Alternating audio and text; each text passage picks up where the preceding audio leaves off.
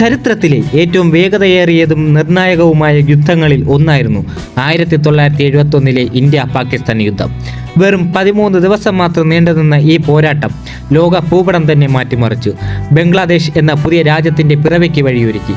ഈ യുദ്ധത്തിൽ കരസേനയും വ്യോമസേനയും ഒരുപോലെ പൊരുതിയപ്പോൾ കടലിൽ ഇന്ത്യയുടെ വിജയമുറപ്പിച്ചത് നാവികസേനയുടെ അപ്രതീക്ഷിതവും ബുദ്ധിപരവുമായ ഒരു തന്ത്രമായിരുന്നു. കപ്പലുകൾ തകർക്കാൻ ലിംപൈറ്റ് മൈനുകൾ ഉപയോഗിക്കുക എന്നതായിരുന്നു നാവികസേനയുടെ ആദ്യ പദ്ധതി. എന്നാൽ മൈനുകൾ വെള്ളത്തിൽ നനഞ്ഞ് വേഗത്തിൽ പൊട്ടിത്തെറിക്കുന്നത് ഒരു വലിയ പ്രശ്നമായി. ഈ പ്രതിസന്ധി മറികടക്കാൻ ഇന്ത്യ നാവികസേന ഒരു അവിശ്വസനീയമായ ഓർഡർ നൽകി.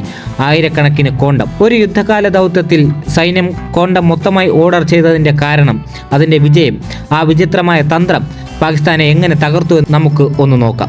1947 സ്വാതന്ത്ര്യം നേടിയ ശേഷം ഇന്ത്യയും പാകിസ്ഥാനും തമ്മിലുള്ള മൂന്നാമത്തെ പ്രധാന സംഘർഷമായിരുന്നു 1971 യുദ്ധം.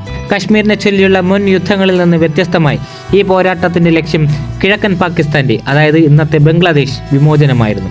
കരസേന അതിർത്തിയിൽ യുദ്ധം ചെയ്തപ്പോൾ വ്യോമസേന ആകാശത്തു നിന്ന് ആക്രമിച്ചു. പാകിസ്ഥാൻ കപ്പലുകൾ തടയുകയും അവയ്ക്കുള്ള സാധനങ്ങൾ വിച്ഛേദിക്കുകയും ചെയ്യുക എന്നതായിരുന്നു നാവികസേനയുടെ പ്രധാന ദൗത്യം.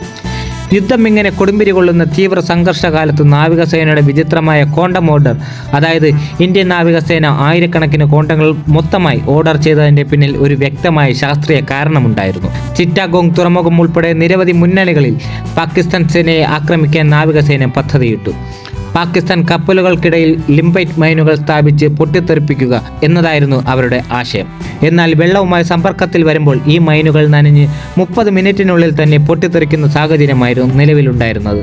അപ്പോൾ മൈനുകൾ സുരക്ഷിതമായി നിശ്ചിത സമയത്തേക്ക് സംരക്ഷിക്കാൻ നാവികസേനയ്ക്ക് ഒരു വാട്ടർ പ്രൂഫ് കവർ ആവശ്യമായിരുന്നു. ലളിതവും എന്നാൽ അങ്ങേയറ്റവും ബുദ്ധിപരവുമായ ഒരു ആശയമാണ് ഈ പ്രതിസന്ധിക്ക് പരിഹാരമായത്. നാവികസേന ലിംപൈറ്റ് മൈനുകളിൽ കോണ്ടം സ്ഥാപിച്ചു. ഈ ലളിതമായ കവചം കാരണം മൈനുകൾക്ക് വെള്ളം കയറുന്നത് തടയാനും അതുവഴി നിശ്ചിത സമയം കഴിയുമ്പോൾ പാകിസ്ഥാൻ കപ്പലുകൾ കൃത്യസമയത്ത് പൊട്ടിത്തെറിക്കാനും കഴിഞ്ഞു. വാസ്തവത്തിൽ ഈ ലളിതമായ ആശയം പൂർണ്ണമായും പ്രവർത്തിച്ചു.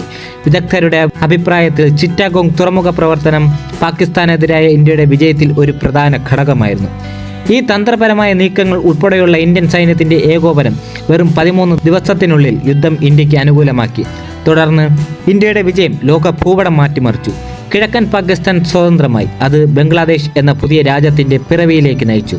പാകിസ്ഥാന്റെ സൈനിക നാവിക ശക്തിയെ നിഷ്പ്രഭമാക്കിക്കൊണ്ട് ഇന്ത്യൻ നാവികസേന തങ്ങളുടെ ശക്തിയും തന്ത്രപരമായ മികവും തെളിയിച്ചു എന്ന് തന്നെ പറയാം. 1971 ഇന്ത്യ പാകിസ്ഥാൻ യുദ്ധം കേവലം സൈനിക ശക്തിയുടെ പ്രകടനമായിരുന്നില്ല, മറിച്ച് തന്ത്രപരമായ ബുദ്ധിയുടെയും ഒരുപക്ഷെ പലരും അംഗീകരിക്കാൻ മടിക്കുന്ന പുതുമയുടെയും കൂടെ വിജയമായിരുന്നു. അപ്രതീക്ഷിതമായ ഒരു വസ്തുവിനെ, അതായത് കോണ്ടത്തിനെ യുദ്ധത്തിന്റെ ഗതി മാറ്റാൻ ഉപയോഗിച്ച ഇന്ത്യൻ നാവികസേനയുടെ ഈ കഥ ആവശ്യം കണ്ടുപിടുത്തത്തിന്റെ മാതാവാണ് എന്ന ചൊല്ലിന് ഏറ്റവും മികച്ച ഉദാഹരണമാണ്.